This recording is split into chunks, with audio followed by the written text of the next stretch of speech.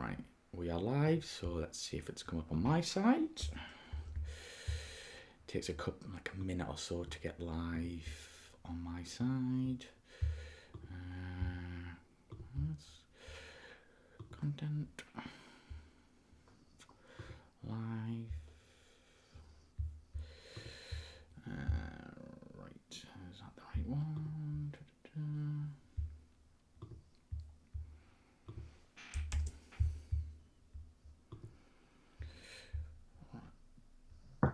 Right, that link should be with you now, Kev. Thank you. Yeah, hi British Airways, Boeing 747. Yeah, we're live, as you know, people who are going to join us. It does take a couple of minutes to get this going, because it's a bit of a pain in the bum. But yeah, we're with Kev Gatland, who's a former Tornado GR4 navigator and now published author. But yeah, Kev, what's been happening on your end since we last chatted? Well, it's been nice to sort of hear eventually that everything's opening up a little bit more, isn't it? And Indeed. restrictions starting to be lifted, which is good. It's just been a case of work really for me, work and family life. So yeah, it's been busy. It's been good to get out. It's been raining an awful lot down in Surrey, which just seems a bit strange. Typical British summer, isn't it? But yeah, it's been nice to sort of catch up with friends and work is ever present, as you can imagine. Yeah. So what are you currently doing for work? If you don't mind me asking, are you still in the military kind of side, or? No, so I completely changed careers actually. So I left the Air Force in November 2019. I did a little bit of time in the reserves and worked in the Lightning Force headquarters for a few months, and then finally finished that.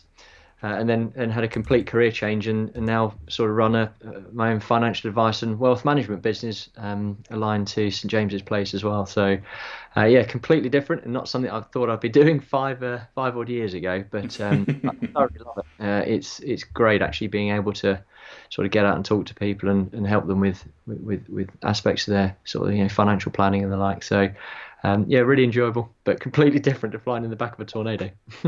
Yeah, so while you guys in their comments there, get your questions in. Yeah, you obviously last time we chatted, your book was actually on pre-order, but it's now out available to the public. So can you tell us a bit about the book, Kev?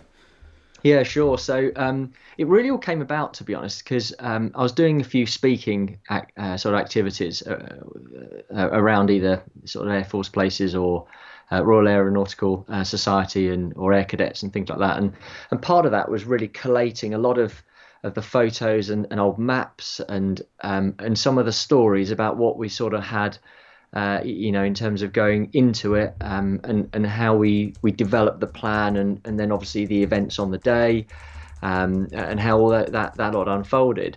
And it ended up being sort of quite a fascinating story. And I realised that we had sort of 18 months of planning for the event. And part of it as well was there was just a treasure trove of photos that were just sort of sat on, the Air Force sort of computer systems that were never going to really see the light of day unless something was done about it. So I spoke to the Air Force and they weren't going to do anything further than what they'd done. But they're very happy for me to go ahead and sort of collate all this and put together the story from how the project came from a conception, the planning, the delivery of it, and how we sort of managed all the contingency side. And we ended up with a book. And for me, it was really just the ability to pull everything into one place as a bit of a one-stop shop of the story, but the photos, some of the maps, some of the pictures in the briefing rooms. Some of the patches that we had on the on our arms as well, and sort of showcase really what went in behind the scenes of the fly past, but importantly as well get some of those cracking photos that are absolutely incredible out into the public as opposed to sat on some computer somewhere, and we have the result, which is awesome. So yeah. And it's absolutely brilliant. As you can see there, it's on the screen, guys, so go and pick it up. The quality is amazing, and the photos, as Kev says, are absolutely stunning. as I said to you just before we went on air, like my favorite are the briefing ones, but it's because you get a real behind the scenes of like how many people involved in, the planning of this, and it was great. But guys, get your questions coming in. But while you do that, Kev, if you just give us, like, if for our new followers, a bit of, a 2-minute summary of your RAF career, if that's possible. Yeah, so I joined pretty much from school actually in 2000, and it had just been a dream of mine really to get into the Air Force, to fly. And I saw fast jets zipping around when I was up in the Lake Districts with the family.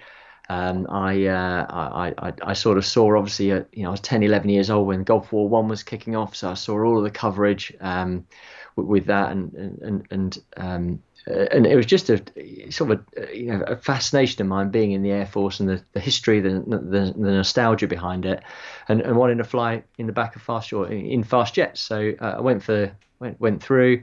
My eyesight wasn't good enough to be front seater, so hopped in the back, and then was lucky enough to get through training all the way through to Lossiemouth and 15 Squadron, and then from there went to 12 Squadron as my first unit. And then sort of bounced around the different GR4 units, so 12, 617, 15 as instructor as well, did the weapons course there, and then ended up on 31. And then after 31 Squadron, went to the Tornado headquarters, did a little bit of sort of stand eval time, so standards and evaluation, running the standards unit, and then finishing off as the chief of staff in the headquarters. And really at the very back end of my career was when the centenary flypast occurred, as well as the disbandment of the Tornado force, which I was involved in as well, which is just fantastic. So yeah, whistle stop tour on my career there, really. Brilliant. As you can see, there's a fair few questions coming there, Kev, so I'm going to let you loose and enjoy. Yeah, thanks guys for your questions, and awesome to see so many of you here this evening. And please do feel free to ask whatever you want, and I'll try my very best to sort of answer them as we go through. So launching missiles, one of those things that we didn't really do a huge amount of in terms of air-to-air missiles. We only carried obviously infrared missiles as the platform. So we had sidewinders when we started off with, and ended up with the sort of the ability to launch ASRAMs right at the end. And so that was just a Fox 2. We would just call Fox 2 launch. But again, in my time, we only ever did stuff on the range, so few and far between in terms of launching air-to-air missiles. Space Dreams, yeah, GR4 did have terrain following radar, and an absolutely outstanding bit of kit in terms of what it could do for us. So we could set the ride height down to sort of 200 feet as a minimum, typically 250, obviously for UK sort of peacetime training. But there are 3 sort of ride settings. So you could have, and they'd all equate really to different levels of G that the system would pull and push as it went over and over and around the hills. And of course, combined with that, you could put a route into the system, so it'd fly an entire route, hugging the terrain at roughly whatever height you'd sort of set. And you could be doing that, in cloud, in fog, pitch darkness, even when night vision goggles weren't working as well. So a fantastic bit of kit. It was really, really good. Hi, Chris. What station has the best food? Oh, well, that's changed quite a lot over the years, I think, actually, it's difficult to say. There was a time when Marham had an amazing setup some years ago in terms of how they did their food, but I don't know. They're all much for muchness in respect to that, I suppose. How did the Tornado fare in dogfighting compared to other fights of its time? I think it's fair to say that the Tornado, the GR4, certainly was definitely not a dogfighter. It was really designed and built as a low-level, bomber back in the sort of 70s and 80s. It had that nuclear role, and really the idea behind the aircraft was to get in low, fast, drop your weapon payload, and then sort of run away as bravely as you could away from everything. So, we would avoid dogfighting or air combat at pretty much every opportunity, and if we could turn tail and let the fighters above us deal with it, then we would do. In terms of performance, incredibly limited, and certainly there was anything that was was designed as a fighter from the outset would absolutely wipe the floor with us, unfortunately. But occasionally, we did get a cheeky shot in on some of the big air exercises that are out there. So it was good fun to get those in. Certainly good in the debrief when I remember one of my colleagues managed to nominally shoot down an F-15. That didn't go down too well in the debrief, especially an F-15C, I think it was. So it was one of the air-to-air variants as well. Timberwolf, what's this? In like the recent... Yeah, any strange sightings? No, I haven't, to be honest. And I don't know anyone else that has done. I think what's interesting is there's an awful lot of funny phenomena that kind of happen up in the skies, and it's often easy to mistake things that are seen out there. But yeah, I don't know anyone that's had anything that's sort of a strange sighting as such. Hi Herkan. Differences in requirements between a nav wizzo and a pilot. Well, nav wizzo is I suppose really all down to how the job's evolved over the years. So back when I first started, there was a huge emphasis really on managing your navigation systems. So the GR1, as it was, it's very much, you'd be heads into the radar quite a lot, just keeping the navigation system up and running. There wasn't an integrated GPS at that point, and when I first started, there was a GPS in the GR4, but it wasn't sort of fully integrated as we had now. And you needed to keep an eye, much greater eye on the navigational aspects of the kit, and of course, the same sort of systems were also used then for the weapon aiming, especially when it came to the dumb weaponry, so your 1,000-pound bombs and the like. So part of it was keeping things like your height channel updated, which was either which was often used by a barometric sort of system, or you might use some sort of forward firing systems to keep the height channel updated, because of course the jet needs to know where it is in 3 dimensions and needs to know where the target is in 3 dimensions. So part and parcel of all of that lot was making sure the system itself and the navigation system and the weapon aiming solutions and systems were all very accurate, or as accurate as you possibly could be. I think when we started really to change and you became a weapon system officer or weapon system operator, it sort of reflected the role that you did less navigation, because that was covered really by the integrated GPS, and you'd be able to.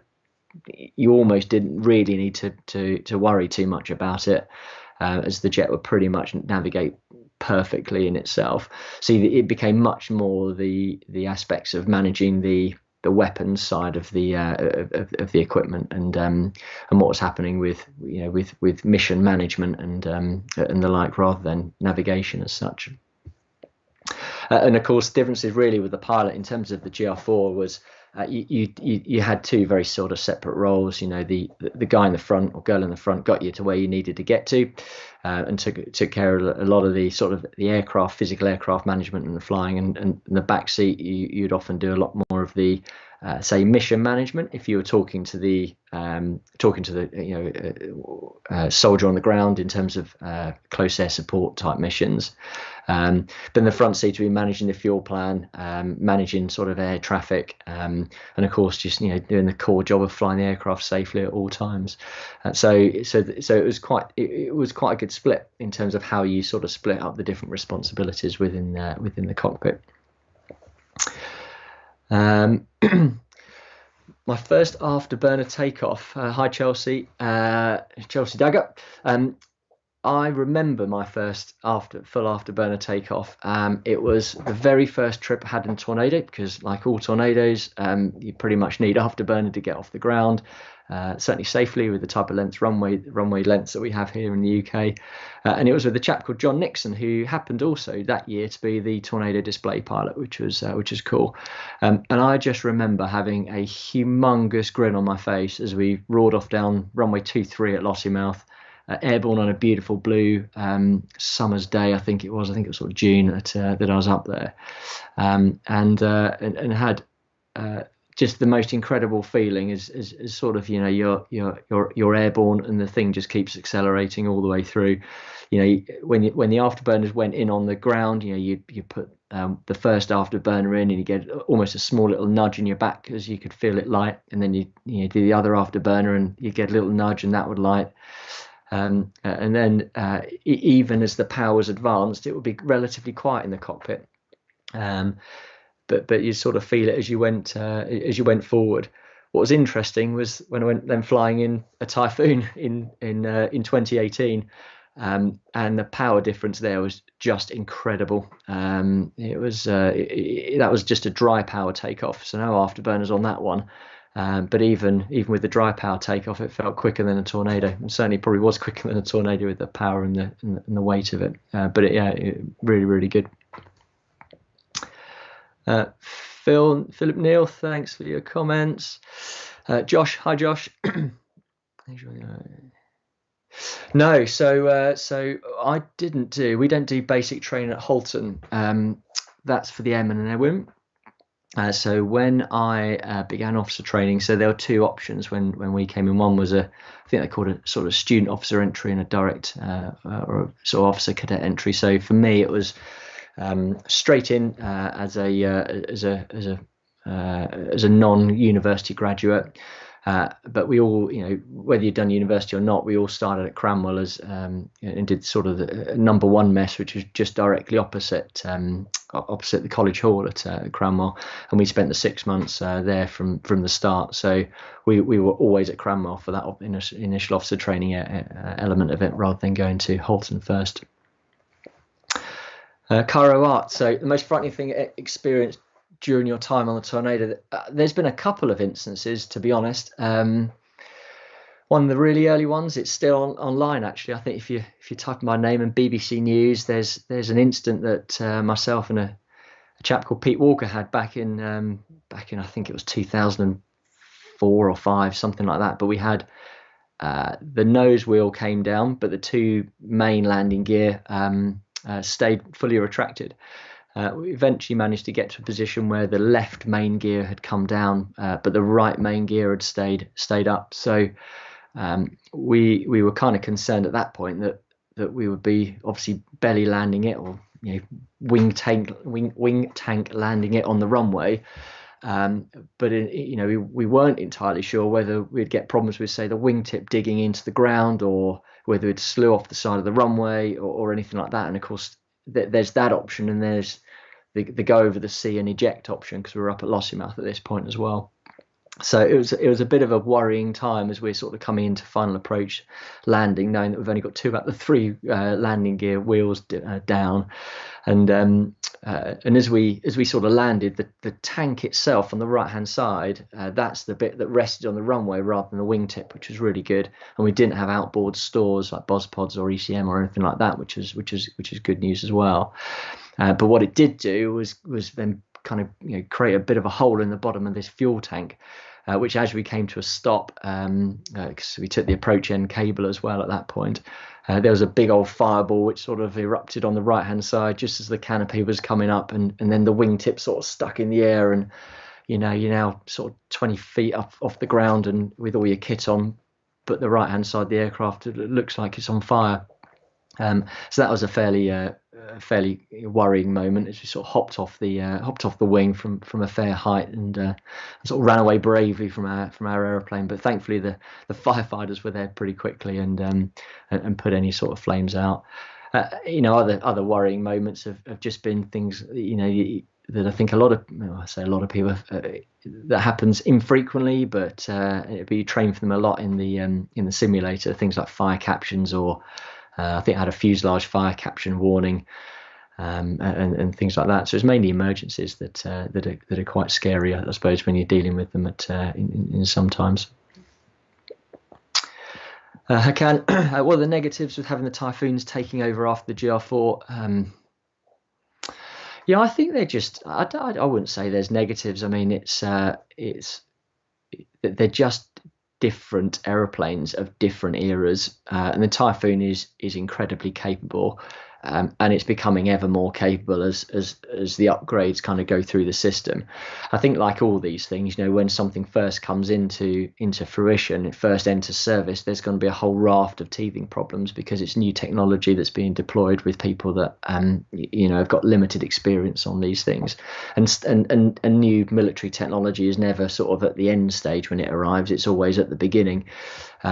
So things like you mentioned human workload, yes, in some respects, but in other respects, some of the systems that are in the aircraft are designed to remove some of those more manual tasks that, say, you'd have to do in a Tornado, but you don't necessarily need to do in a Typhoon. There is, of course, a loss of some types of capabilities like ground following radar that you mentioned, but in reality, the Typhoon was never designed to be down there and doing that sort of mission. And in terms of payload, if you look at what a Tornado could carry versus what a Typhoon can carry, the Typhoon's got a huge amount of payload capability that it's able to utilize. So we used the two aircraft really quite well in Op Shader some years back, where we had Tornadoes working alongside Typhoons as sort of joint pairs, and they each bring sort of complementary skill sets and complementary aspects to that formation, which is really cool as well. I could barely go down the interstate and read in the back. So how do you cope with nausea? So most people, most Wizzos, backseaters, navigators that I knew didn't suffer, thankfully, from air sickness or nausea. There were a few that did, and I felt ill a couple of times, thankfully only a couple of times, and found it pretty incapacitating, to be honest. And I think you either just got used to it, or I know a few people went through the training program with the Hawks, with the Aviation Medical Centre, where they would sort of almost try and desensitize themselves out of feeling nauseous. But again, I think the difficulty is you go away from flying for a while, you come back and it's off and back again. But it's pretty difficult, I think, if you're feeling sick constantly to be doing it. But equally, I think it's, for most people, it's just something that you get used to and wasn't a major problem. Hi, Bill. Squadrons that I served on. So I was on 12. I started on 12, and then I went back to 15. Did my weapons course there. Did some instructor time on 15, and then I went to 617 and then 31 after that. So sort of they were my squadrons that I went on. I think my favourite tour, and I suppose it's a bit cliche because everyone says their first tour is their favourite tour, but it probably was, and I think for quite a few reasons. In that the exercises that we did were awesome. We were going all over the sort of the world really with exercises, North America into Europe, doing all sort of different exercises, normally for 2 or 3 weeks at a time. Heavy weapons detachments down in Tucson in Arizona, which was just probably the best detachment going. And very limited sort of golf time. So there were 7 squadrons back on my first tour, and we would spend about 2 months maximum rotating all the way through with the other squadrons. And of course, of that, you probably did 4 to 6 weeks away in that rotation. So you spent not much time away on operations, but you spent a lot of time away doing some of the really good fun exercises as well. So that was probably my best tour, and I was sort of 22, 23, 24 on my first tour, so it was ace. It was just brilliant. Really, really enjoyed it. What one thing you think, and only one thing, you think a Tornado upgrade should have been implemented to improve performance? Thanks, Philip. Now, do you mean performance in terms of height, speed, that sort of stuff, or do you mean performance in terms of avionics? I think I'll try and answer 2. I think it'd be pretty difficult to upgrade it in terms of physical performance. There was some discussion about sticking EJ200 engines in, but I think they realised that it's just going to be too difficult, too expensive, and probably rip the airframe apart. So I think you're kind of stuck with the performance you got. Over the years, there were engine improvements and some of the uprated engines that were delivered for sort of the hot and high Gulf type operations gave a little bit of performance if you're lucky to get one of those back in the UK after a return from operations. But in terms of equipment, what would have improved overall performance there? Probably a data link earlier on. We struggled for an awful long time with no data link, probably for a good decade or so. And we got it long after the time where other people were zipping around with a data link, and being able to pass the amount of information that comes through a data link rather than over radio was quite limiting sometimes. So that in itself, we got it in the end, but having that 10 years earlier would have without doubt improved the Tornado performance overall. Thanks, Bill. The workload seemed massive. Any thoughts given you can't rely on GPS? Yeah, so it's an interesting one, isn't it? Because you could, if you weren't on top of the kit, and by that you needed to fix the kit, say every 10 to 15 minutes, if the radar was working properly, and your kit was working properly, then you could probably do sort of 10 to 15 minutes or so. You'd take a radar fix, make sure it's all good, and if it was within sort of relatively small limits, maybe 0.1 of a mile or so, 0.2 of a mile, you'd leave it and not sort of affect the Kalman filter, which was a rather clever little algorithm that tried to keep the jet in the right bit of, or the navigation system aligned with the jet's real position, using some funky maths. But if that kind of got trashed a little bit and you ended up putting in too many inputs and all the rest of it, you could quite easily have a jet's navigation system that was wandering all over the place, and that's when your workload sort of picked up, because you'd be constantly trying to drag this kit back to where it should be. I mean, if it got really bad, we had a couple of navigation modes called Air Data Computer and SAR, which was the secondary attitude and heading reference, and then a Doppler SAR, and they were horrific. I mean, you'd be quite happily miles off if you left it for 10-15 minutes with those two modes. So if the navigation kit started going wandering, then it was quite a bit of work. So of course, when GPS came in, it really sort of solved an awful lot of those problems, and you ended up sort of transitioning away from pure navigation into dealing with the complexities of the mission itself, because the navigation is just a means to an end. I mean, ultimately, the point of an aeroplane and a point of the Tornado was to put air power over a particular piece of sky, and whether that's provide presence or drop a weapon or whatever it may be, or take a reconnaissance photo. Navigation's a means to an end rather than the end in itself. Pincer, how confident was that the alarm was an effective anti-radar system?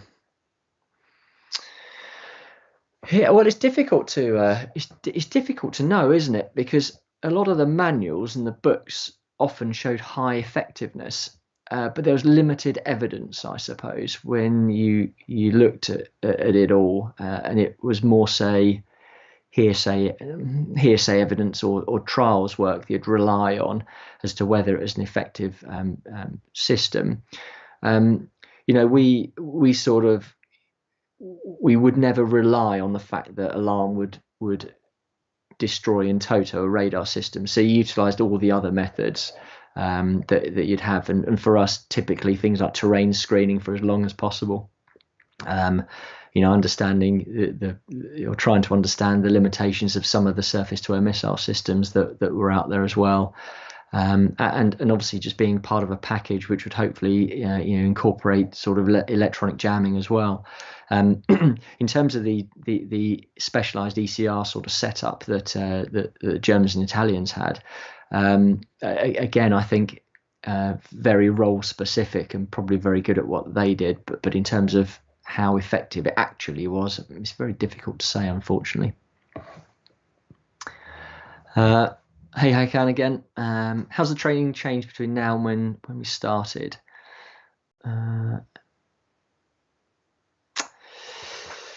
Yeah, so the big change was the use of the simulator, and huge now when we look at how, say, the F35 trains.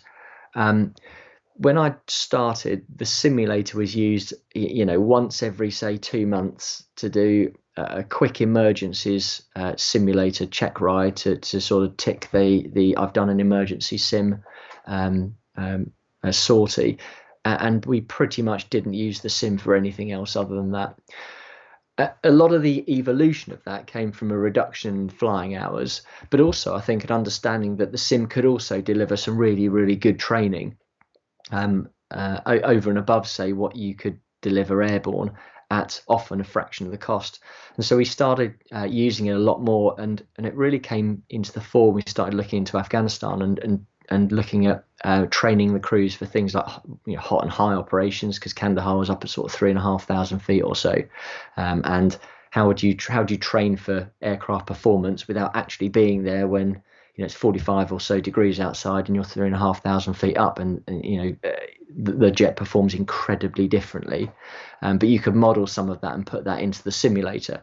So that was that was really, really good in terms of the use of that. And of course, moving forward into something like the F35, there's an awful lot of stuff you can do in the simulator from a mission perspective that you couldn't necessarily do in sort of general UK training.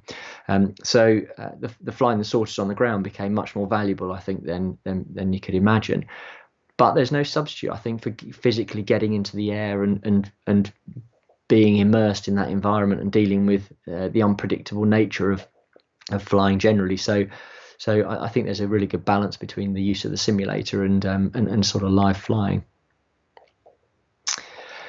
Hi Adam, good to see you this evening. When the pilot's turning and burning, how do you operate the systems? Well, I mean, you just do, I suppose. I mean, it's a case of, even though the jet's sort of being thrown around all over the place, because you're physically strapped in, with your harness and all the rest of it, it can be bumpy, but normally it's normally pretty easy to sort of still punch all the buttons as required. It's normally really only in sort of the air, if you're doing a bit of air combat training or you're doing evasion, that the jet's really being sort of thrown around, and by that, that sort of max 4 or 5G in our little Tornado back in the day, rather than 8 or 9G, which is often what, say, that maybe the Typhoon guys might be pulling when they're doing their stuff. But at that point, you're very much heads out, keeping padlocked on the other aircraft as well. But we also had then these active grab handles, which were sort of in this sort of position up here, and that had the sort of chaff flare and bowl dispensers on as well. So we were able to have our heads out the cockpit, but also some high grips with controls on as well that you could hold on to, one to move yourself around the cockpit a little easier, but also to be able to put out your self-defense bits of kit that you'd need when you're in those sort of more dynamic environments. Brockwell Lane, we did have an anti-ship roll, yes. It was a GR1B, and it was the Sea Eagle missile. It was before my time, unfortunately, but yeah, we did have an anti-ship roll back in the day. So that was good fun, I think, because you could get pretty low pretty fast, and some of the training for anti-ship was good fun as well. Andy Walker, I think that's the Andy Walker from actual Tain, isn't it? Andy, good to see your question there, if that's you, and thanks for hosting us at Tain. I certainly remember one of our early visits. And the doors checks and the like that used to occur back in the early days. But a favourite target? Oh, crikey. Well, I like Target 1 because it was quite easy to find, in all honesty. It was pretty much on the coast and nice radar return. But I think in terms of the actual target sets, the strafe panels were pretty good for the front seaters. Was it Target 6, I think, were the red and green tanks. They were good as well. And I think the weapon profile... Well, doors check doesn't count as a weapon profile, does it? I enjoyed that one, but I think probably some of the the op 45 degree passes that we occasionally did, that they were good fun. You'd end up pretty high and sort of coming in on a 45 degree dive angle down towards the target before dropping the weapon and recovering away. But yeah, it's a real shame that a lot of those have gone from what we ended up doing later on in the years. But yeah, Tain was a great place from all my years up at Lossiemouth. Timberwolf.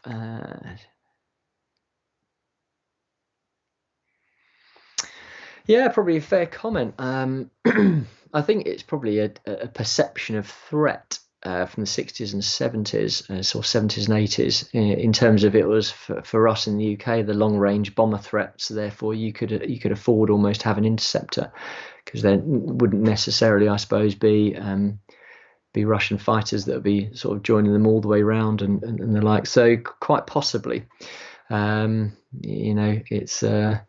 I think maybe the ethos at the time, well before my time, was actually we need to try and get down the Soviet bombers before they managed to get too close. I guess. How long could I have stayed on the RAF? I think now you can serve till 60.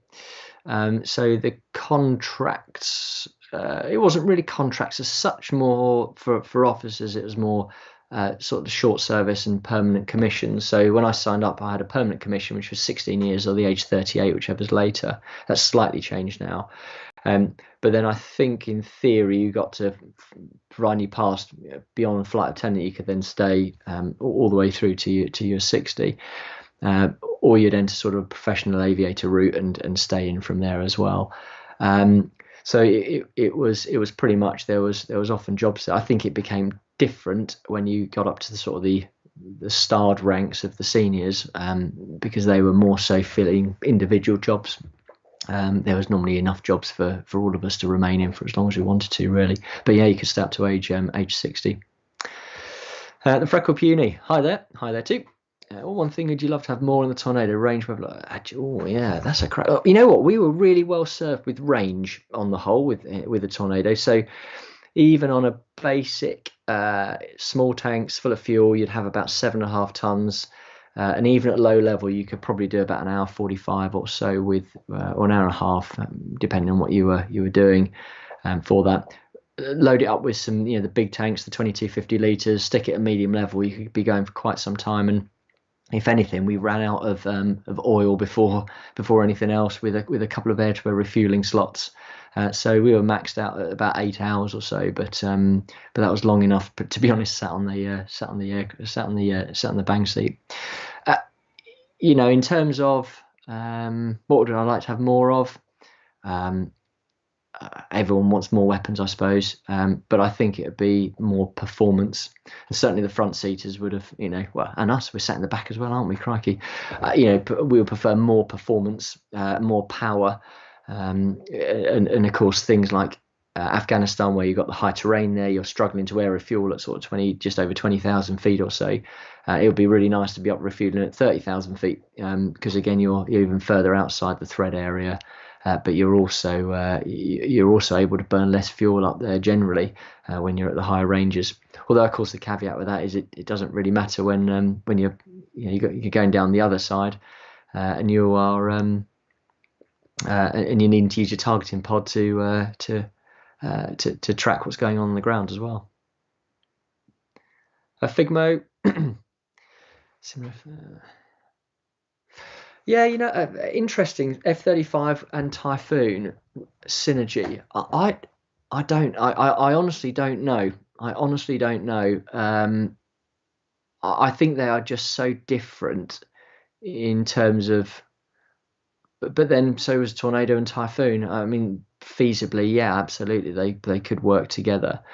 And I think there's probably some synergies in terms of what one platform can offer versus the other. So it'd be interesting to see in the future if you ended up in a position where the two were working together, and how that would work. So even with the Philip, hi again. I think even with the tech, the Typhoon employs a 2-seat Typhoon. I think the whole point really of 2-seat versus single seat is as technology's evolved, you can make us redundant, make the navigator redundant. Crikey, I said it, haven't I? But you can be more efficient in terms of how the system itself operates. It's looking at the system as a whole, And of course, if you've got one bloke in there, one person in there, I should say now, rather than two people, then again you're reducing the sort of the risk levels that individuals are taking, and you've got a system that needs to function so quickly in terms of sort of data synergy and pulling in all the information from all the different sources that it's probably very difficult to expect a human to be able to synergize all that information anyway, and filter it and then present it in a meaningful way. So you probably end up in a position where the computer is and the system itself is doing the work that huge numbers of people would have done in the past. And with the automation of it, you probably do only need sort of that single seat person in there. And of course, we're now moving beyond that as well in terms of, well, do we even need a person in there, or can we do it all remotely, which is another area, isn't it, where sort of a lot of these things are kind of going into. Hi, Dave. David, get the emphasis of deep strike. Over the last 20 years, a lot of combat's been close air support. Yeah, yeah. I mean, so I spent the first half of my career doing kind of deep strike type stuff, I guess, or the first quarter of the career, and then the majority of it really was close air support. And we started obviously in Iraq.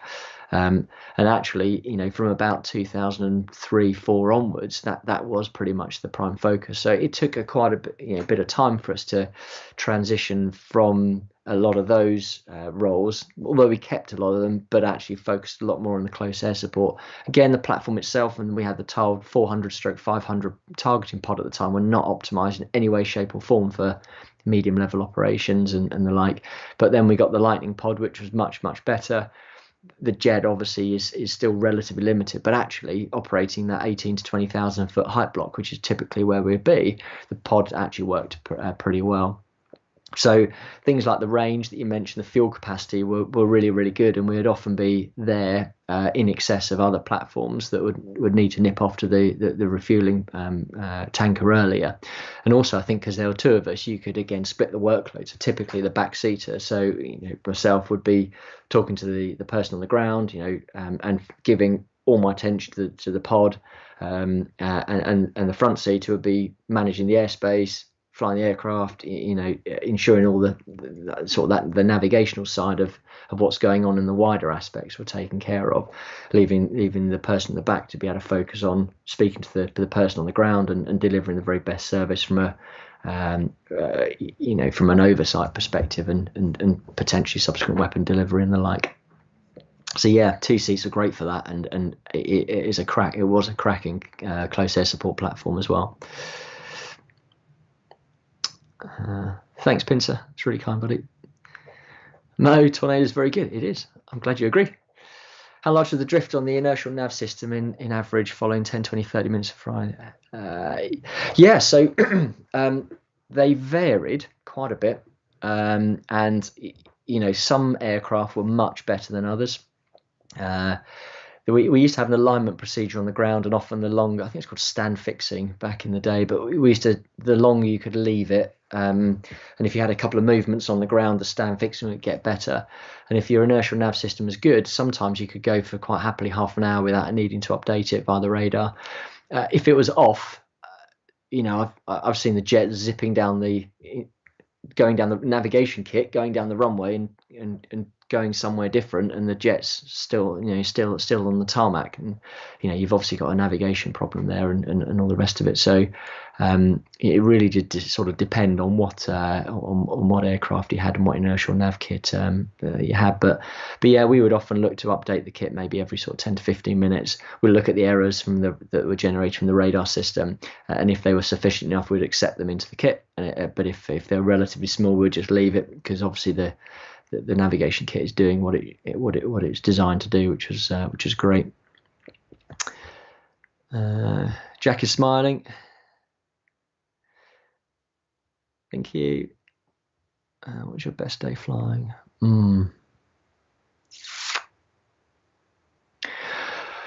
I think the best days flying for me were when we went out to Tucson in Arizona, because that was the opportunity where they had big sort of heavy weapon ranges, and the days were focused on coming in, briefing for a heavy weapons delivery, and that was the training time that we got the opportunity to either drop live or some concrete, but maybe paveway 2s or enhanced paveway 2s, paveway 3s. I think we dropped some BL 755s back in the day, back in my early days, which were the cluster munitions, which were then subsequently withdrawn. So we got the opportunity to drop all these weapons against simulated targets out in the desert. And then once we sort of finished that, you'd roll into the weekends, and it'd be sort of good fun weekends in Tucson as well. And the weather was always nice. It was always warm when we went. And frankly, everyone had just such a great time and a huge amount of professional development, because whilst you can train for all of these things, you can do it in the simulator, and nothing shows you if you've got it wrong better than it missing and then having to go back through all the videos and work out exactly what it was that went wrong or indeed right as well. So, but from a professional development perspective, it was brilliant, and from a wider perspective, they were probably the best detachments that we did. Worst day flying, there's some I suppose they're probably related to problems that you have with the aircraft, and or not necessarily achieving the things that you kind of set out to achieve with your missions, or failing sorties and things like that. If you're going through training, so there were a fair amount of sort of days where it was a challenging sort of a sort of day, but on the whole it was they were really good times. Really enjoyed all of the flying aspects of it. How does the G tolerance suffer when you're not flying? Yeah, so I don't necessarily think it. I mean, certainly for us, if I'm honest, G tolerance side of stuff was pretty limited. On a normal day, we would rarely pull anything above about 4G. And if we were doing a bit of air combat training, then we'd maybe stretch to 5, but that would be about it. One of the biggest problems we had, we just didn't have the power to keep from the engines to be able to keep a sustained sort of 5G or 4G or whatever it was turn going. So you might sort of be able to snap to it, hold for it, but then your speed would bleed off quite a bit, and you'd be left with having to do sort of lower G maneuvers and all the rest of it. So we didn't really suffer too much with the G tolerance side of it, but it could still catch you out even at 4G, if you weren't careful. And physical training, certainly for say the Typhoon operators, is definitely worthwhile. I think there's a lot of benefit to doing sort of strength training, especially around the core and the legs and things like that, because again, it's all about just assisting the G suit as well and pushing it all back up to where it should be, which is in your head and the upper half of your body, rather than pooling in your feet. So I think that's physical training is good, regardless, but certainly helps with that as well. Hey Bill, do I think drones will render piloted navigated aircraft redundant? Oh, that's an interesting one, isn't it? I think we're going to have a much larger mix of aircraft that are remotely piloted or even autonomous, depending on what sort of stuff they're doing. I saw, I think about 2 or 3 weeks ago, an autonomous air refueling tanker, which is pretty awesome. And I think there's an F-18 plugged in behind it. So you kind of got to look at these things and assess whether that's a better use of technology than an old tanker that's got 5 or 6 people in the back of it, and a couple of people at the front and all the rest of it. And of course, you can push these things further forward at no risk to human life, and therefore, why wouldn't you do that? And of course, that'll extend the range of the fighters or the bomber type or the strike aircraft that are going forward. And so I can see a lot more of that sort of stuff being done as technology evolves as well. And some of the remotely piloted stuff, so the Reapers and the like, are able to carry decent weapon loads and go a decent speed. And of course, if you can change the crews 2 or 3 times during their mission because they're able to stay aloft for that sort of long, then that's great. Great from a fatigue point of view.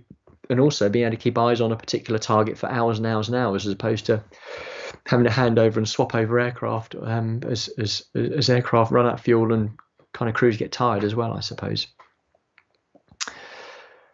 How the navigator's job in the GR4 differ from the F3 navigator's job?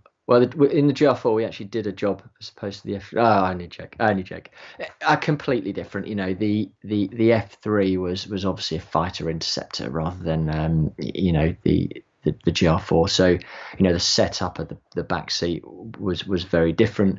You know, the radar system that was associated with the F3 was very different.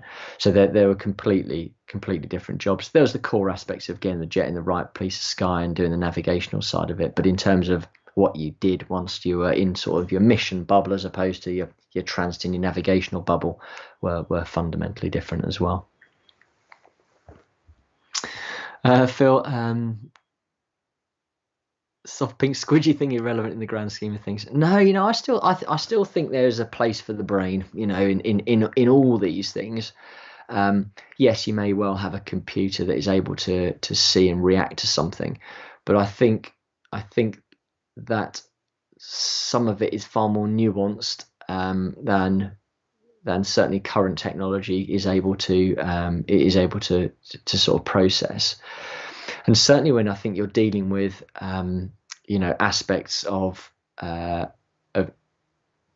think we went through it, you know, when we were in Afghanistan. Like, you might legally be able to do something. You might, you know, but whether you should do it is more subjective. Whether there's a different way. Now, whether, you know, technology is able to overcome all of that, removing the human brain, I'm certainly not sure we're there yet, and I don't know how long it could take till we are there. But I think there's always going to be a reason to have a person in the loop.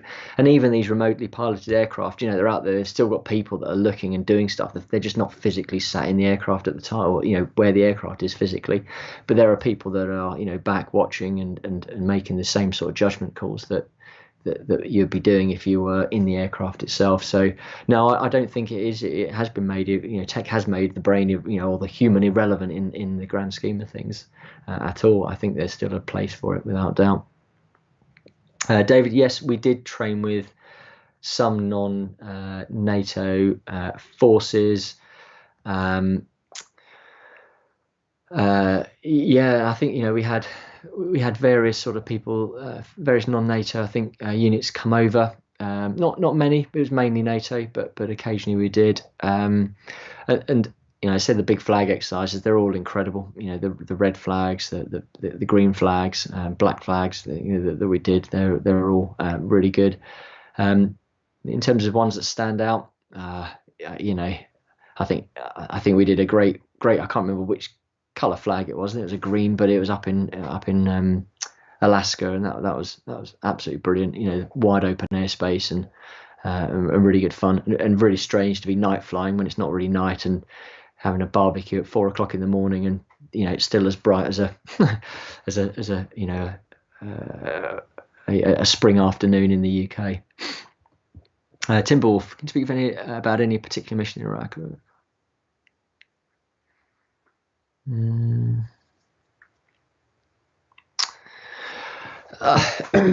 Yeah, I don't know. I think in terms of dicey missions, and, you know, say Iraq, you know, you're always concerned of you know, of having to land away, I suppose, or land, you know, an airfield that was in the middle of Iraq, as opposed to sort of coming back to Ali Dede, which is where we were based at the time. And, you know, we did a fair amount of our missions relatively close to the borders with Iran, so you'd often get, you know, the Iranian air defense commander belling you up on guard and telling you to turn away from the airspace and the like, but obviously remaining inside the Iraqi airspace. But no, it was, you know, I think the diciest bits were probably, I know I didn't personally, but I know some crews had landed at Basra in the middle of a, you know, rockets and the like being launched into the airbase, and there they are sort of trying to get the aircraft refueled and, you know, running to the shelter and all the rest of it. So, you know, that's pretty much you know, I suppose the dicier elements of it, often on the ground rather than in the air. Could the GR4 operate from grass runways if needed?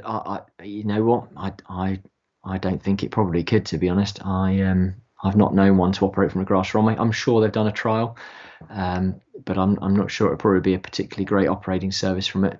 Purely as well, you think if you're going to be landing on grass, you're also going to be throwing all the mud and everything forward as you're doing reverse thrust. So so probably not in all honesty. How can attitude to drink in the Air Force changed? I think hugely as the years have gone on, and we are now subject to the same sort of checks that they're not day-to-day checks, but if there's an incident or accident or a suspicion that someone's been drinking or something, it's the same rules as I think under the Transport Act or so. So, you almost can't have a pint the night before without kind of being over the limit if you're flying or operating or whatever on that. So there's a more stringent rule to drink than there is in probably almost more day-to-day life, to be honest. So I'm just going to interrupt there, Kev. But I think one last question to wrap up this Q&A will be from Timberwolf. I think that will be a great wrap up for this Q&A. Yeah, well, it's funny, isn't it? You mentioned the bar, Timberwolf. It's I think some of the best ones are often the socials, in terms of the training with the other countries, and we had I think it was a TLP, the Tactical Leadership Program of Europe. We can get all the European nations together. The bar on a Friday night is raucous, as you can imagine. And the Belgians are bringing over their, I don't know, Leffe beer that's about 15,000% and all the rest of it. And there's an awful lot of good fun and good humoured sort of nature when the flying's done for the week, and then everyone's sort of having a good social in the bar in the evenings. So they're really good. A lot of the after show parties used to be incredible. After the big air shows and the like, say at Riat at Fairford. So yeah, there was a lot of fun. Probably most of it can't be repeated, and there's always the standard piano burning that sort of went on in the officers' mess for various occasions as well. So yeah, they were good times socially. Well, brilliant! What a amazing Q&A there, Kev, and thank you to everyone who joined us. But just to wrap up, Kev, where can we find the book online? Yeah, so thanks for everyone's questions. They've been really, really good, and I've really enjoyed sort of coming back with them. But with the book and the like, it's published through Pen and Sword. So the publisher's website, if you just type in Pen and Sword, and then RF 100 Fly Past, the book will come up. You can always find it as well on Amazon. It's WH Smith's, Waterstones as well. And I think there are some other sort of online bookstores that are providing it as well. But yeah, the Pen and Sword website is probably the easiest place to go. Perfect. Well, I've linked that where you can get it in the description below, guys. But again, thank you very much for joining us. And Kev, thank you very much for coming on. It's been a pleasure as always to chat to you. So thank you very much. Pleasure. Thanks so much.